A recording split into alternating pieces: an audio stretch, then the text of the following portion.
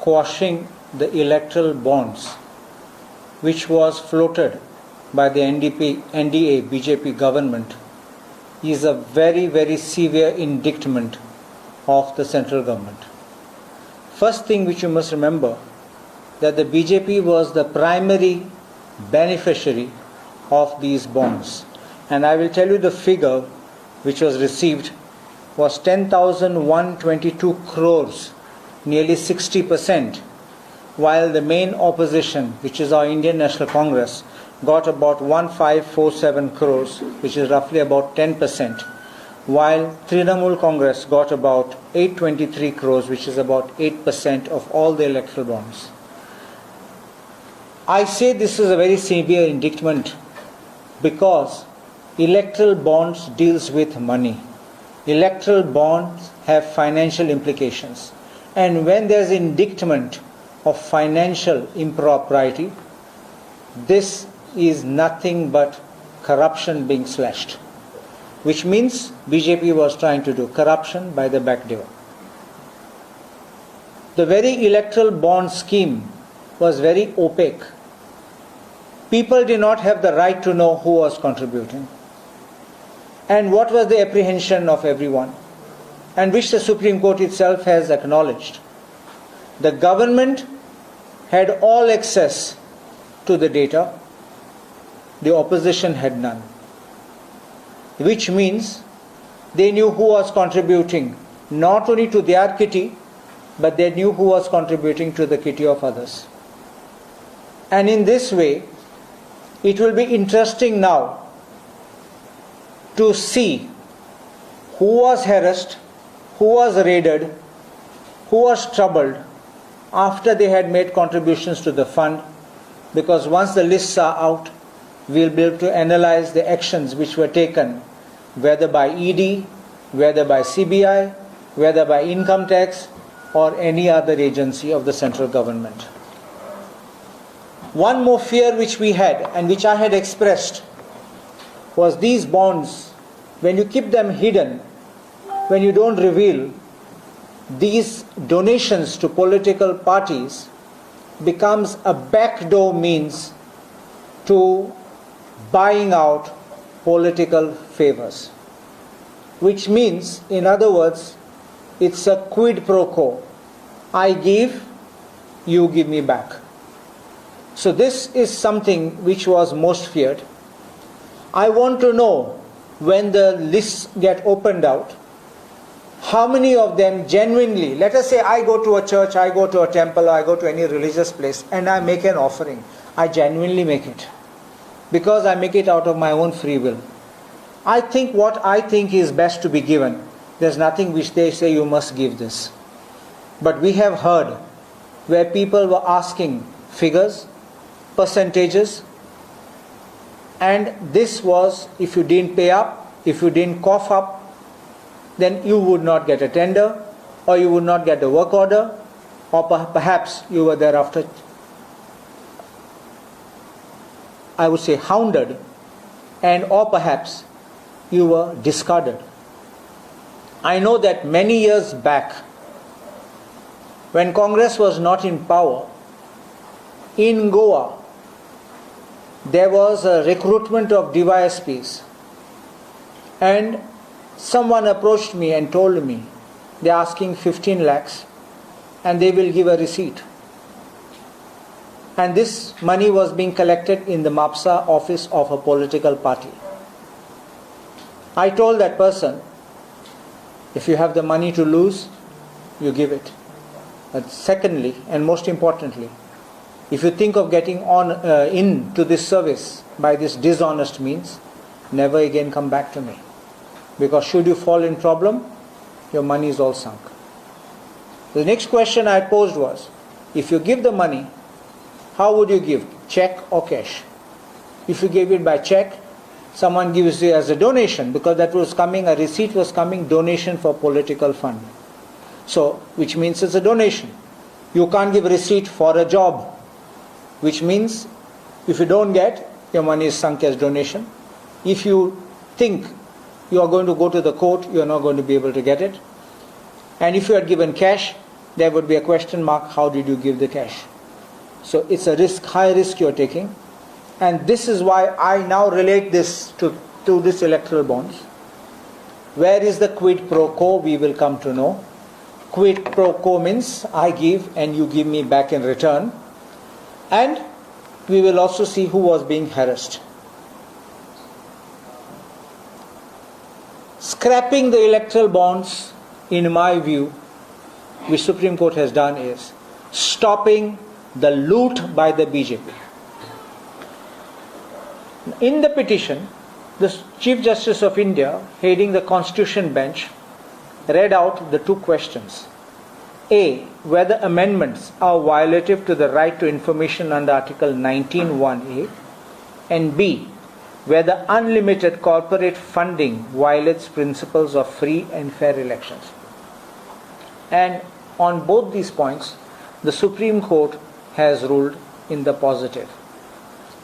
How can citizens not know who are contributing to political parties? Whether on the basis of the contribution an airport was given, whether on the basis of a contribution a seaport was given, whether on the basis of a contribution a railway line was given. We don't know. All this will come out in public domain, as we will see the lists which will be published on the websites, and we will see the chronology of the dates, we will see the chronology of the interest which the people acquire, and then we will be able to make a reasoned decision, choice, and the electorate will be well informed, and that is the right to information which the Supreme Court has upheld, that we need to know so people can decide, is this political party clean, is this political party not clean. If it has been indulging in corruption and you want this political party, then you vote them. If you don't want such kind of people, then you don't vote them. That is what the answer will come in the next part, which you will see. Finally, the Supreme Court struck down provisions of the Income Tax Act, provisions also of the Companies Act, where amendments were made to this legislation to allow this scheme to go through. But one thing I want to tell you, if you look back in history, I always make this charge, and I'm not wrong in this, that what we see here today is nothing but a parallel of Nazis, Hitler's regime. Which means, what was he doing? Once he assumed control of the Reichstag, which is the parliament, Hitler changed laws. Hitler changed laws to suit his convenience. And this is nothing different but a textbook rewriting where you change laws to suit your convenience. And then when you go to the court says, it's in accordance with law. I will give you, to make it simple, I will give you one example. The Environment Protection Act has the EIA notification. In the EIA notification, there is certain requirement that you must get this clearance, you must get that clearance. But you know you can't get it. So what do? You amend it. You amend and delete that requirement. Someone challenges in the court. The court says, by law it is permissible because that is not required. It is deleted. You understand? So in this sequence, you first bring in these kind of provisions which you think will be upheld by the court. Fortunately, the challenge was to the very provisions, and the Supreme Court held that these provisions were unconstitutional and the entire electoral bond scheme was itself unconstitutional. Now the fallout of this judgment is the directions given by the Supreme Court. And I will read these directions, because these directions now will move to the next course of action, which all of us will then open our sites and be able to examine everything what goes on the websites. First it says, the issuing bank shall herewith stop the issuance of electoral bonds. Second, the State Bank of India shall submit the details of the electoral bonds purchased since the interim order of the court dated 12 April 2019 till date to the Election Commission of India. The details shall include the date of the purchase of each electoral bond, the name of the purchaser of the bond, and the denomination of the electoral bond purchased. The third direction is, the State Bank of India shall submit the details of the political parties which have received contribution through electoral bonds since the interim order dated 12 April 2019 till date to the ECI, that is the Election Commission of India. SBI must disclose details of each electoral bonds encashed by the political parties, which shall include the date of encashment and the denomination of the electoral bond. Next, fourth point. SBI shall submit the above information to the ECI within 3 weeks from today, that is by March 6th. So we will have it with the ECI by 6 March. ECI shall publish the information received from the SBI on its website by March 13th, 2024. And finally, electoral bonds which are within the validity period of 15 days but which have not been encashed by the political parties yet shall be returned by the political party to the purchaser. The issuing bank shall then refund the amount to the purchaser's account. So you see, this judgment is a sign of victory for democratic electoral process, and it's a victory for the entire nation. And I think that the government of the day and the BJP should not think that they can loot and scoot. Time that they should awaken and realize that there is a check and balance which the courts will keep. And I am grateful that the Honourable Supreme Court performed its duty in accordance with the constitutional mandate, upholding law, quashing the electoral bonds. Order guidance should be applied to all the parties, including Congress. So, is that good for your party? You see,